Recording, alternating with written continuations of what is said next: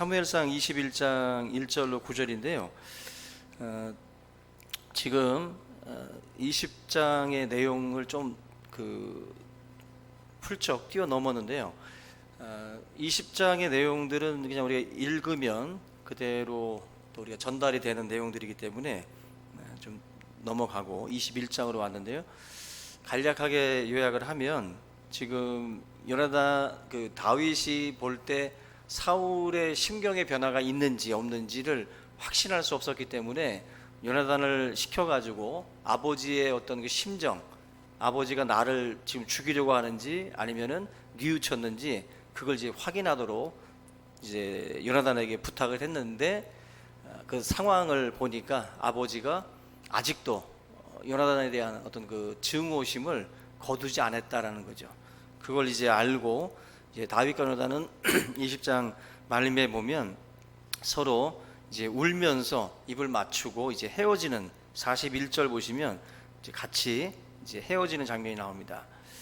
그리고 이제 요나단은 요나단대로, 다윗은 다윗대로 이제 각자의 길을 가게 되는데, 21장에서 우리가 이제 보면은 요나단하고 작별 인사를 나눴던 이 다윗이 어디로 피신을 가는가를 보면 노비라는 지역으로 갑니다. 1절에 이 노비라는 지역은 뭐냐면 제사장들이 거주하던 성읍이에요. 제사장들, 라마나요시라고 해서 지난주에 우리가 봤던 라마나요스는 선지자들의 성읍입니다. 그런데 이 놉은 바로 이 제사장, 구약에 나타난 3대 직분, 왕, 제사장, 선지자, 이 세 개의 중요한 직분이 있는데 바로 제사장과 선지자들의 성읍이 따로따로 존재합니다. 왜 이렇게 되냐면은 그 법궤를 빼앗기고 이제 이제 하나님의 법궤를 빼앗겼을 때 제사장들이 다 이 놉 지역이라고 하는 이 지역으로 에봇을 가지고, 제사장들이 입는 에봇을 가지고 이제 이동을 하게 됩니다. 그래서 이 놉 지역에 하나님의 성소를 만들어 놓고 여기서 이 제사장들이 자기들의 역할들을 했다라고들 보고 있어요. 그래서 이 제사장들의 성읍이었던 이 놉, 과거에는 선지자의 성읍으로 피신했던 다윗이 이제는 이 제사장들의 성읍으로 가서 자기의 몸을 이제 피신을 하려고 하고 있습니다. 지금 그 다윗이 가는 곳마다 선지자 그리고 제사장, 하나님과 관련된 그러한 그 직분을 가진 그 사람들의 그 품속으로 다윗이 지금 가고 있는 모습을 보게 되는데, 이걸 보면 그래도 신앙생활을 하는 사람들이 기본적으로 찾아가는 어떤 그 지역들이 있죠. 그리고 어떤 그런 그 영역들이 있는데, 다윗도 마찬가지로 믿음의 사람이었기 때문에 선지자의 성읍, 제사장의 성읍, 이 성읍을 향해서 자기의 몸을 숨기고 있습니다. 여기 보면 이제 아히멜렉이라는 그 이름이 나옵니다. 제사장의 이름이 아히멜렉. 그 과거에 그 목이 부러져서 죽었던 엘리 제사장이라고 있어요. 그 엘리 제사장의 증손자급입니다. 증손자. 이 엘리 제사장 가문이 완전히 이제 망하게 되는데, 바로 그 마지막 지점이 바로 이 아히멜렉이에요. 이 사람이 마지막으로 엘리 가문의 제사장 역할을 감당을 하다가 이제 마지막에 이제 죽습니다. 그 장면을 이제 우리가 앞으로 추후에 이제 살펴볼 텐데, 이 아히멜렉이라고 하는 이 제사장에게로 다윗이 피신을 해서 자기의 몸을 이제 숨기는데요. 이 당시에 다윗의 정신이나 다윗의 육체의 상태를 여러분들이 고려를 해야 되는 게, 지금 굉장히 지쳐 있어요. 그냥 친구와의 이별도 있었고, 또 사울이라고 하는 왕의 권력이 자기를 지금까지 계속해서 죽이려고 해왔기 때문에 이게 심신이 지치지 않을 수가 없어요. 뭐 지금도 마찬가지 아닙니까? 지금도 어떤 정권에 위에서 계속해서 공격을 당한다고 한다면 그 사람들은 감당할 수가 없을 거예요. 그 정도로 이 왕의 권력에 계속해서 치인다는 것은 상상할 수 없는 그런 정신적인 고통이 있습니다. 다윗이 바로 그런 상태에서 먹지도 못하고 제대로 쉬지도 못한 상황에서 지금 이 제사장 성읍 노브로 지금 피신을 했다라는 것입니다. 죽이려 한다는 사실, 자기를 죽이려고 한다는 사실, 그리고 앞이 보이지 않는, 우리는 결론을 아니까 괜찮지만 다윗은 결론을 몰라요. 우리도 우리 인생의 결론을 모르잖아요. 그러니까 답답하지, 그죠? 결론을 알고 보면 재미없지요. 우리 인생도 우리의 결론을 사실 우리가 모르죠. 다윗도 지금 이 상황에서는 몰라요. 그냥 미래가 보이지 않으니까 굉장히 답답한 그런 그 상황입니다. 굉장히 지치고 피곤한 상태인데, 이 피곤함과 이 두려움이라는 것이 언제 찾아오느냐 하면은 하나님에 대한 그 신뢰가 깨지면 그때 이게 엄습해 와요. 두려움 이런 것도 하나님에 대한 신뢰가 깨지면, 어느 날은 그런 생각이 불현듯 듭니다. 이거 죽을 수도 있는 거 아니야? 뭐 이게 운전하면서도 그런 생각 갑자기 들 때 있지 않아요? 운전하다가도 이러다가 그냥 착 뭐 이게 죽을 수도 있다라는 생각도 들기도 하고 그럴 때가 있습니다. 어떤 상황에서.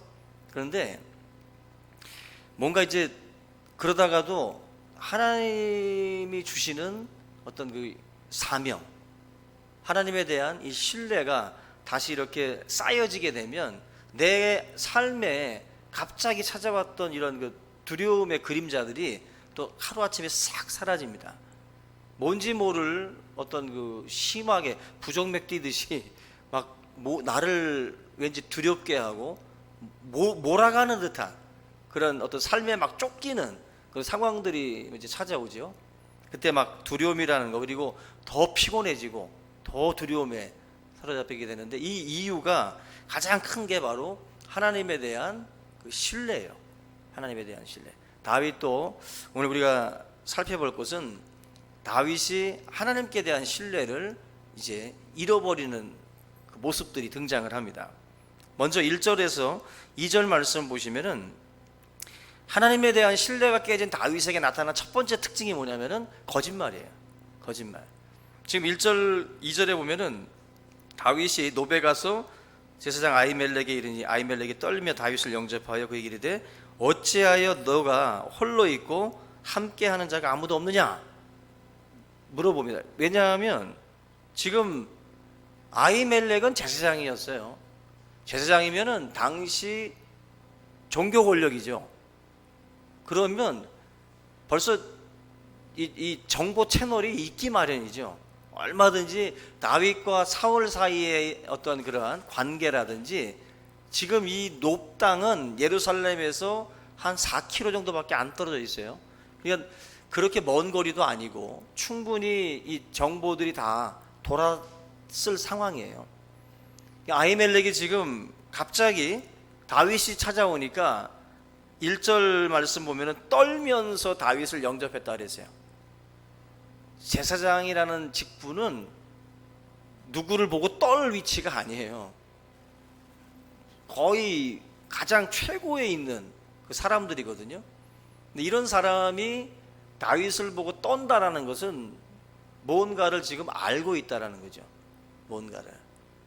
다시 말하면 지금 이 다윗이 사울의 증오의 대상이라는 걸 알기 때문에 이 사람이 왜 나에게 오냐는 거죠. 이 사람과 내가 엮이면 나도 위험하다는 것을 아히멜렉은 아는 거예요. 그렇기 때문에 지금 떨면서 다윗을 영접합니다. 네가 홀로 있고 함께하는 자가 아무도 없느냐, 뭔가 알고 지금 얘기를 하는 겁니다. 이때 지금 다윗이 거짓말을 하고 있어요. 거짓말을 여기 쭉 보시면은 왕이 내게 이를 명령하고 이르시기를, 사울이 자기한테 명령했다는 거죠. 내가 너를 보내는 것과 네게 명령하지는 아무것도 사람에게 알리지 말라 하시기로 내가 나의 소년들을 이러이러한 곳으로 오라고 말하였나이다. 지금 사울과의 관계가 아무렇지도 않은 듯이 이제 포장을 하고 지금 거짓말로 지금 이 상황을 이제 모면하기 위해서 이제 거짓말을 하고 있습니다. 아히멜렉이 솔직하게 얘기하면 자기를 이제 내쫓을 것을 알기 때문에 다윗은 거짓말로 지금 하고 있어요. 이게 바로 큰 실수죠. 다윗은 하나님의 사람인데 이 상황에서 이제 거짓말을 이제 하고 있습니다. 그리고 비밀 업무를 마치 맡긴 듯이 자기가 이러이러한 일로다가 그 일을 완수하기 위해서 왔다. 이 다윗의 거짓말은 어떤 결과를 낳게 되냐면은 결국 아히멜렉이라는 이 제사장하고 제사장들 85명이 다 죽어요. 이 사건 때문에 다윗이라는 이 사람을 어떻게 보면 이제 그 옹호해주고 이 사람을 보호해주고 이 사람에게 양식을 주고 이 사람에게 이제 칼을 쥐어주는 이런 일들을 제사장이 함으로 해서 제사장 그룹 85명이 죽습니다. 이거는 이스라엘 역사 속에서 정말 있을 수 없는 일이에요. 신정국가인 이스라엘에게서 제사장을 한 명도 아니고 85명을 죽인다는 것은 정말 상상할 수 없는 일. 이거는 사울이라는 사람이 지금 어디까지 지금 내려갔는지를 보여주는 장면이에요. 이 사람은 지금 자기 아들 요나단도 창을 던져서 죽이려고 그랬습니다. 다윗을 변호하는 것을 보고 죽이려고 했고, 다윗을 향해서도 마찬가지로 창을 2번, 3번을 던졌던 사람이 바로 이 사울이에요. 마찬가지로 제사장이라는 이 그룹조차도 이 사울의 눈에는 들어오지 않습니다. 바로 이 거짓말을 통해서 이 제사장 그룹이 그야말로 도살당해요. 완전히 도살을 당합니다. 이 두려움의 근본 원인이 어디에 있냐면은 다윗이 지금 너무 이제 지치다 보니까 그죠? 계속 공격당하니까 하나님에 대한 이 신뢰가 무너지는 이 상황입니다.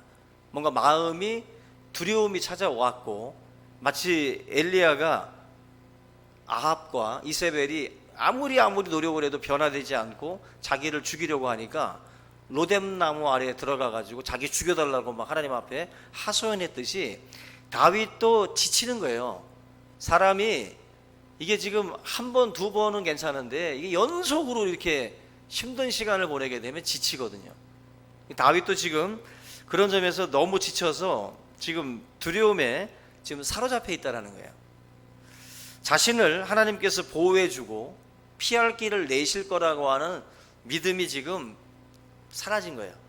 결국 믿음이 사라지면 뭐가 들어옵니까? 믿음이 사라지면 아브라함도 하갈을 데리고 와서 이스마엘을 낳듯이 믿음이 사라지면 자꾸 인간의 잔꾀가 들어가요. 인간적인 방법들이 자꾸 동원이 됩니다. 그게 어떻게 보면 순서예요. 그러니까 우리가 무너질 때도 보면은 그런 믿음이, 하나님에 대한 신뢰가 무너지면서 자꾸 주변의 것들이 이제 보이기 시작을 합니다. 예전에는 거들떠도 안 봤던 것들인데 믿음의 눈을 가지고 있을 때는 거들떠도 안 봤던 것들이 믿음이 상실되고 하나님에 대해서 의심이 들게 되면 그게 보이기 시작을 해요.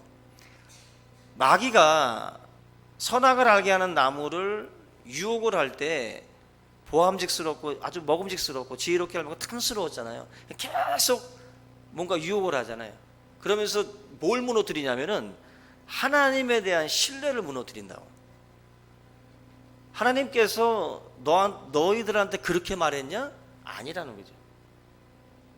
너희들이 이걸 먹는 날에는 눈이 밝아진다. 이거 하나님께서 이거 너희들한테 한번으로 봉인해 놓은 건데 내가 너희들한테 얘기해 준다는 거죠. 그리고 하나님에 대한 신뢰를 무너뜨린 다음에 결국 그게 무너지니까 보이는 거예요. 그게 보이기 시작하는 거예요. 여러분들 눈에도 믿음 충만할 때는 거들떠도 안 보던 것들이 믿음이 무너지기 시작을 하면요, 이 사람들이 옆에 와가지고 속삭거리는 소리들이 들려요. 그게 이제 내 마음을 막 흔든다고. 그게 흔들려요. 여러분들이 지금 만약에 과거의 나의 모습과 지금의 모습이 지금 다르게 반응하고 있다라고 한다면 하나님에 대한 신뢰가 지금 무너지고 있는 거죠. 내가 지금까지 살아왔는데, 지금까지 이렇게 해왔는데 아직도 뭔가 변화가 일어나지 않을 때 지치는 거죠. 영적 침체가 이제 오기 시작을 하는 거죠. 거기서 사실 그런 것들이 이제 눈에 보이기 시작을 하죠. 손을 뻗기만 하면 닿을 거리에 있는 거예요. 유혹이라는 것은 아예 닿지 않는 곳에 있는 것은 유혹거리도 안 돼요. 내가 발 뒤꿈치 조금만 들고 내가 손만 뻗으면 닿을 곳에 있는 게 그게 유혹이에요. 바로 이 지금 이 다윗 같은 경우도 이제 하나님에 대한 신뢰가 깨지니까 두려움도 오고 자꾸 여러 가지 것들이 눈에 보이기 시작을 합니다. 그 사도행전 27장에 보시면 사도 바울이 재판을 받기 위해서 로마로다가 압송되는 장면이 나와요. 그레타 섬에 정박했을 때 많은 이제 선교 여행의 경험이 있기 때문에 이 백길의 상황을 잘 알거든. 이 바울이 잘 알기 때문에 그냥 그 미항에다가 그냥 정박을 하고 머물도록 요청을 했는데 이 선장이 듣질 않습니다. 선장이 듣질 않고 백부장 율리오가 그냥 강요하는 그대로 선장이 따라가요. 결과적으로 이제 유라굴로라는 광풍 만나가지고 이 배가 막 무너지고 이제 파손이 되는, 그래서 14일 동안 표류를 하는데 그때 이 사도 바울한테 하나님이 확신을 줍니다. 그 두려운 상황에서도 사도 바울에게 확신을 줘요. 그러면서 나는 로마라고 하는 이곳으로 가야 된다. 가이사 앞에 서야 되는 것이 나의 사명이다. 내 사명이 아직 끝나지 않았기 때문에 이 배는 안전하다라고 그랬어요, 바울이. 그러면서 하나님을 나는 믿는다. 하나님을 믿기 때문에 결코 우리는 죽지 않는다. 그러면서 이 포로인 상황에서 이 선원들을 안심을 시켜요. 그리고 이 또 다른 포로들도 안심을 시키면서 안정을 취하게 합니다. 이게 사도 바울이었어요. 두려운 상황인데 뭐 가지고 이 두려움을 이겼냐면은 하나님이 자기한테 주셨던 그 사인이 있거든. 그 사인을 자기가 받았기 때문에 확신하는 거예요. 두려움이 없는 거예요. 저와 여러분들의 사명도 그런 어떤 힘이 있어요. 주께 받은 사명이 있으면 그 사명은 우리로 하여금 용기 있게 만듭니다. 두려움을 이기게 만들어요. 다윗이라는 사람이 과거에는 그 사명감에 아주 충만했거든. 근데 이 권력 앞에 무너지면서 다윗이 점차 이 두려움에 사로잡히는 거예요. 그 내용이 나오는데 8절부터 이제 9절 말씀 좀 뛰어넘어서 8절에서 9절 보시면 재미난 내용이 나옵니다. 아히멜렉한테 무기를 좀 요구해요, 다윗이. 과거에 다윗은 어떤 사람입니까? 돌멩이만 있으면 돼요, 그죠? 그냥 널려있는 돌멩이 5개만 쥐어지면 그냥 물맷돌로다가 모든 상대들을 처리할 수 있었던 것이 바로 다윗이에요, 그죠? 이 다윗이 아히멜렉한테 무기를 요구를 합니다. 왕의 일이 급했기 때문에 내가 무기를 챙겨올 수 없었다.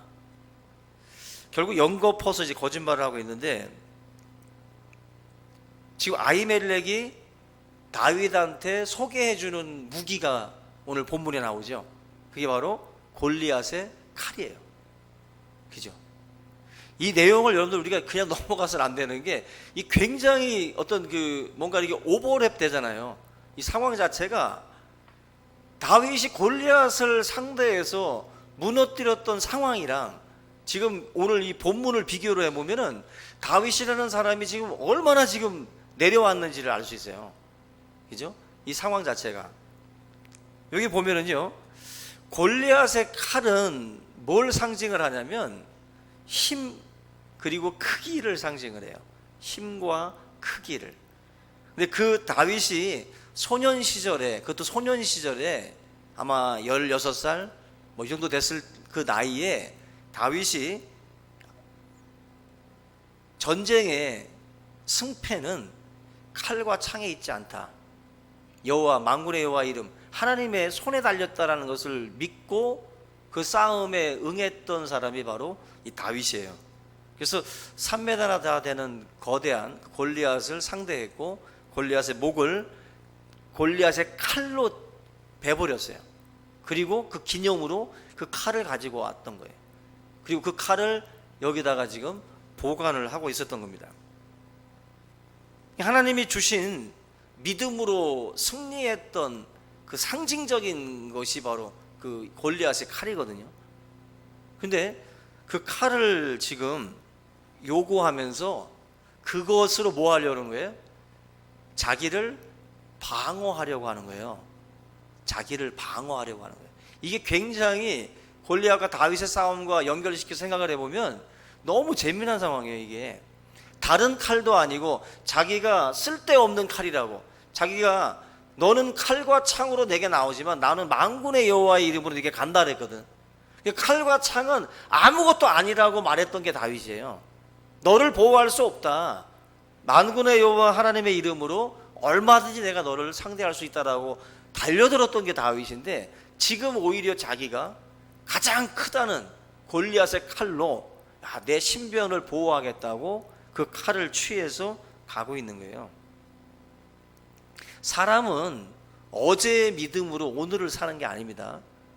오늘은 오늘 또 다른 은혜가 있어요. 오늘 주시는 은혜라는 게 있어요. 그래서 우리가 흔히 뭐 왕년에 암만 떠들어도 소용없습니다. 왕년에 내가 뭐 나도 5시간씩 기도했어, 나도 왕년에 전도 잘했어, 아무짝에 소용없는 거예요. 아무짝에. 지금 골리앗의 칼을 내가 의지하고 있다면 과거의 승리는 중요하지 않습니다. 오히려 더 비참해요. 과거의 승리가 나로 하여금 더 비참하게 만드는 거예요. 뉴스거리 아니겠어요? 뉴스거리라는 것은 위에서 팍 떨어진 사람이 뉴스거리지, 밑에 있는 것이 떨어져 봤자 어디도 떨어져. 그건 뉴스거리도 안 돼요. 우리가 사업에 실패해서 우리는 뉴스거리가 안 돼. 이재용 정도가 돼야 뉴스거리가 되고, 뭐 정주영 정도가 돼야 뉴스거리가 되지. 다윗 정도가 골리앗을 무너뜨렸던 사람이 이렇게 추락을 해야 이게 뉴스거리가 되는 거예요. 다윗은 지금 너무나도 놀랍지 않습니까? 어떻게 다윗이 이렇게 지금 무너졌을까? 근데 어쩌면 이 자리에 계신 분들 가운데도 자기가 뱉던 골리앗의 칼을 지금 의지하는 분이 있을 수도 있어요. 우리 중에도.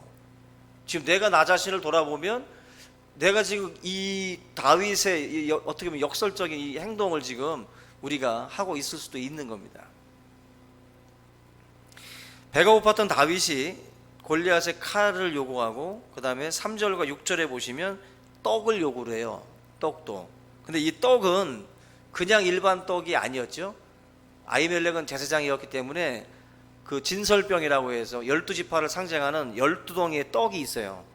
6개씩 해서 12덩이의 떡을 성소에다가 이제 하나님 앞에 드리는데, 그 떡은 일주일 동안 이제 올려집니다. 그랬다가 안식일 날 그게 이제 내려와요. 내려오면 그 떡을 이제 제사장들이 먹는 겁니다.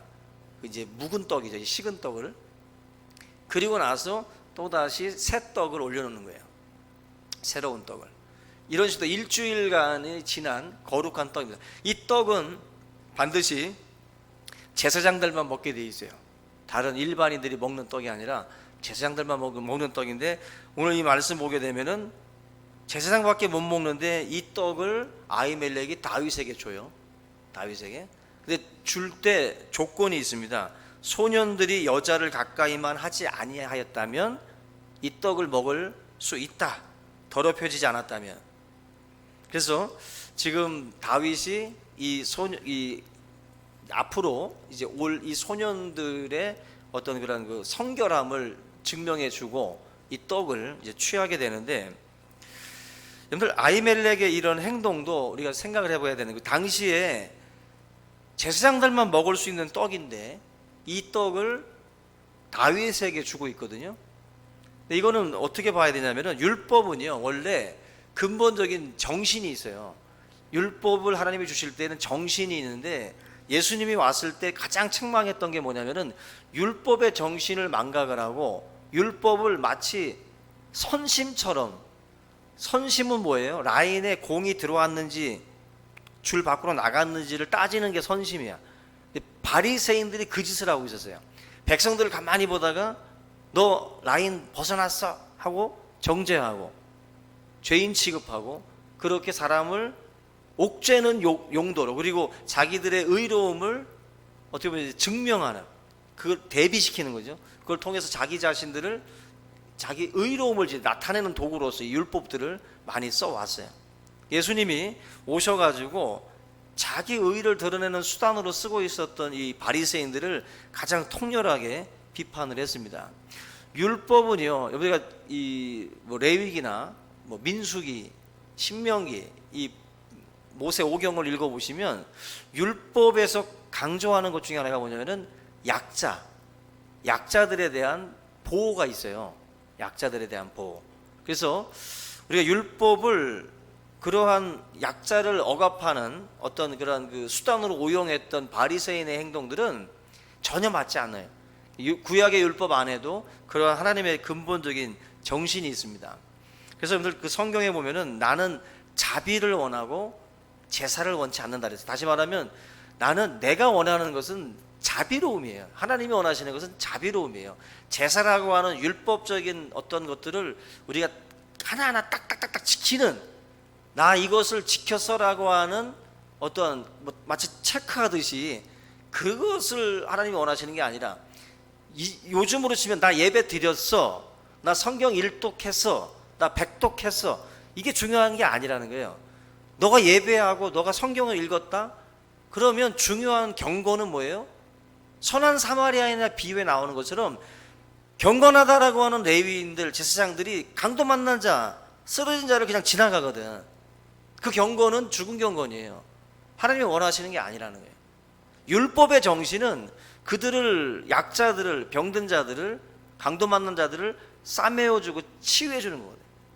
예수님이 그 비유를 통해서 당시의 율법론자들을 막 책망하신 거예요. 니들은 율법을 막 일주일 동안, 일주일에 2번씩 금식하고 11조 내고 막 이런 것들을 했다고 자랑하는데, 예수님이 볼 때는 이런 약한 자들에 대한 사랑과 자비가 니들은 없다. 그걸 예수님이 통렬하게 비판했거든. 지금 이 상황도 그 상황에서 보시면 돼요. 율법은 단지 그렇게 뭔가를 딱딱딱딱 했다는 것으로다가 자기 의에 빠지라고 주신 게 아니에요.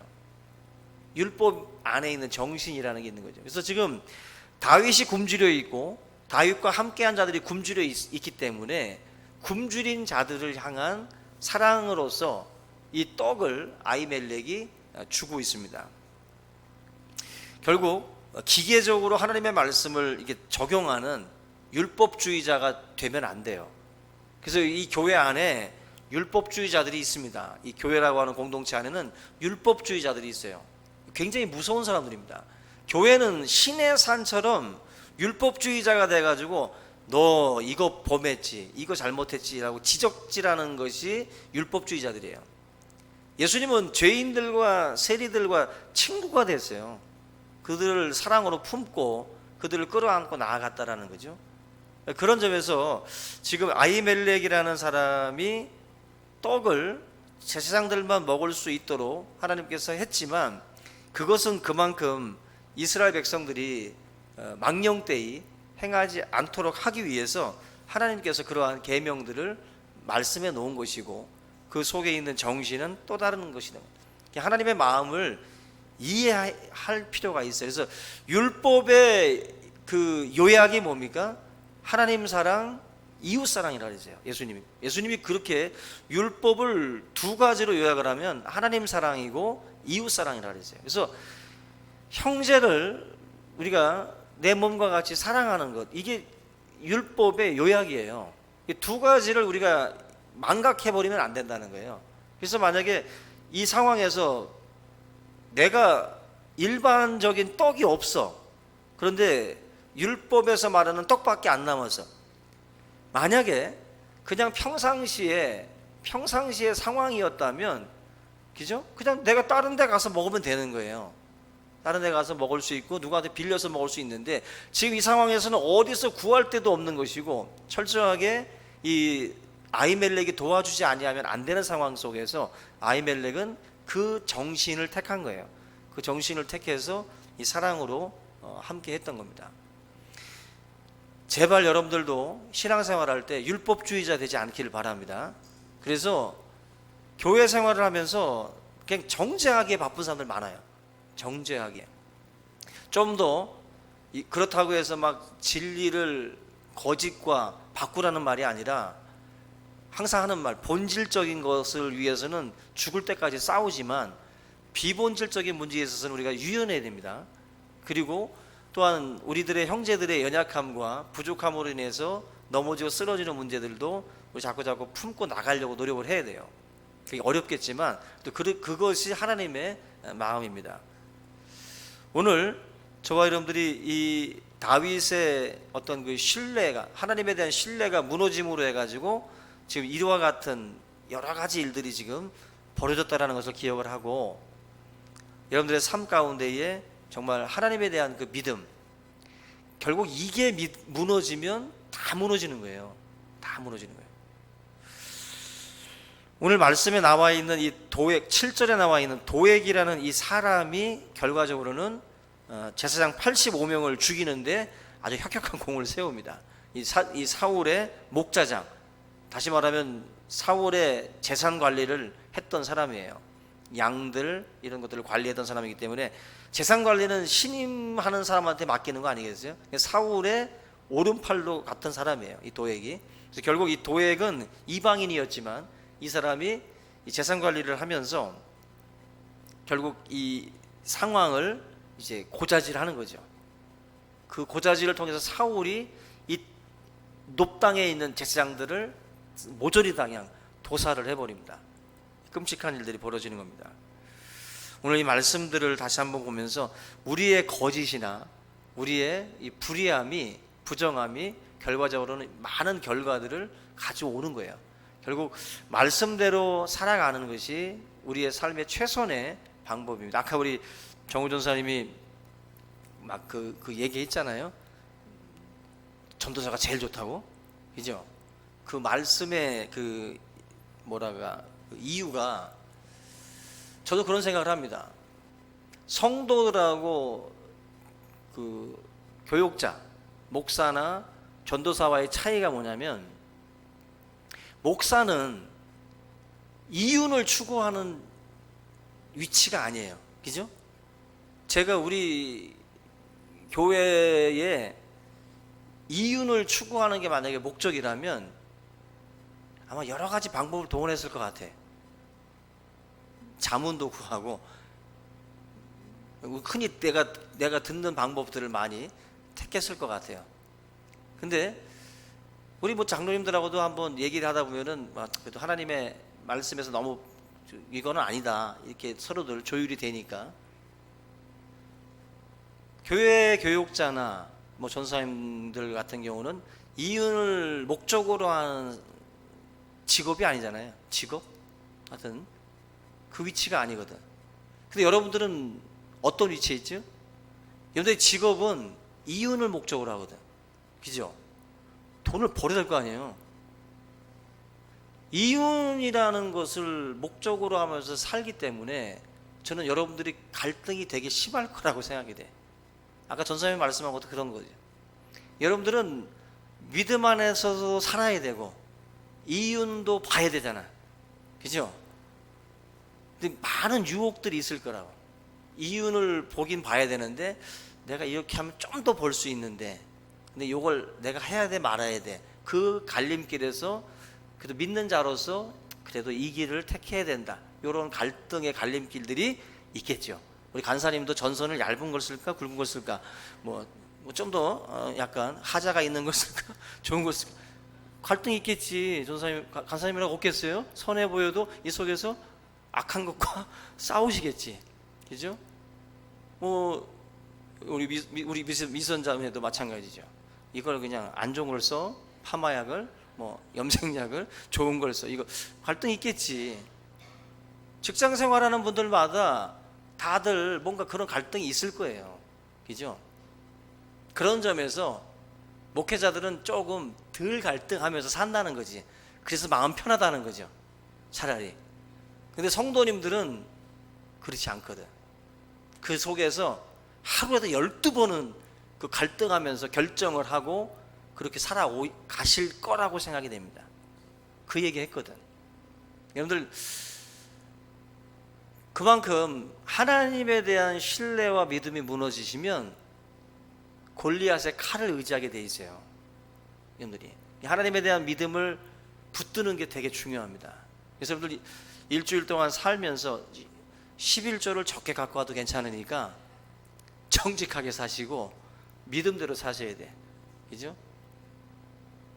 우리의 삶에 하나님께서 원하시는 삶이 그런 거거든. 항상 골리앗의 칼이 눈에 들어올 때, 아, 내가 병들었구나, 내가 왜 이렇게 망가졌지, 다시 깨닫고 철회해 나오시기 바라고요. 그 순간 다시 하나님 앞에 엎드려야 돼. 엎드려야 돼. 오늘 이 귀한 시간 이 말씀을 붙들고 다 같이 함께 우리 통성으로 기도하겠습니다. 우리 주여 한번 외치고 통성으로 기도합니다. 주여! 할렐루야. 하나님 아버지 감사합니다.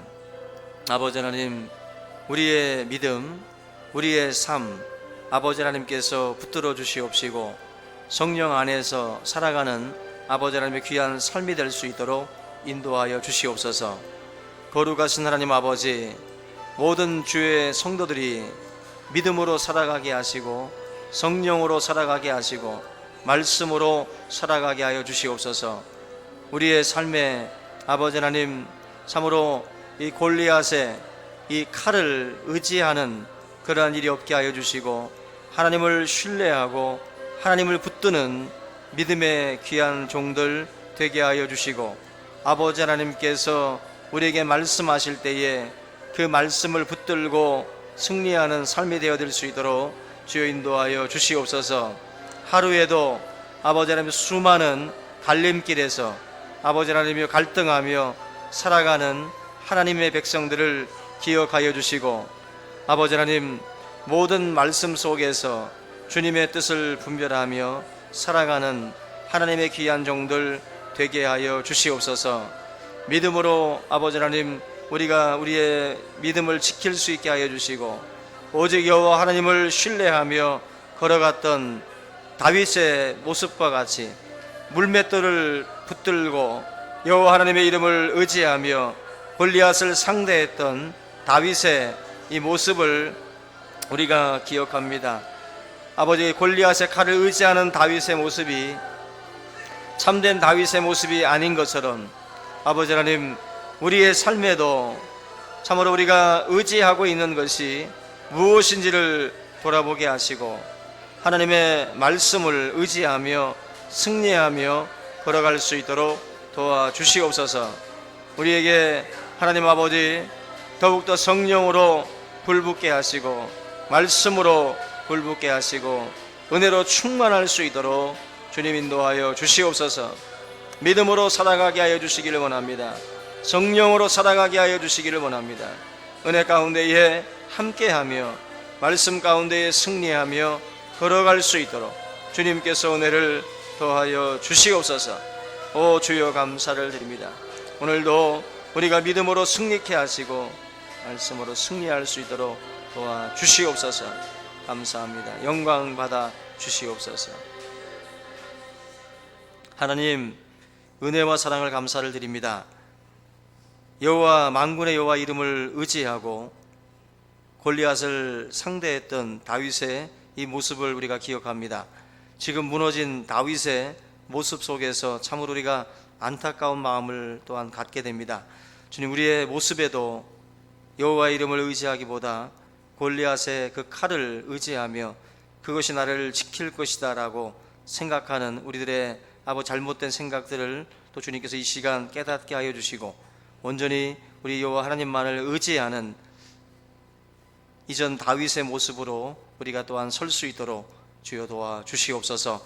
하나님께서 오늘 말씀을 통하여 우리를 또한 깨닫게 하여 주시고 아버지의 뜻 안에서 항상 거하며 우리가 거짓과 불의를 또한 아버지 우리의 삶에서 몰아내게 하시고 진실함과 또 정직함으로 또 하나님 우리의 삶을 개척해 나갈 수 있도록 인도하여 주시옵소서. 감사하고 예수님의 이름으로 기도하옵나이다. 아멘. 우리 이 시간에는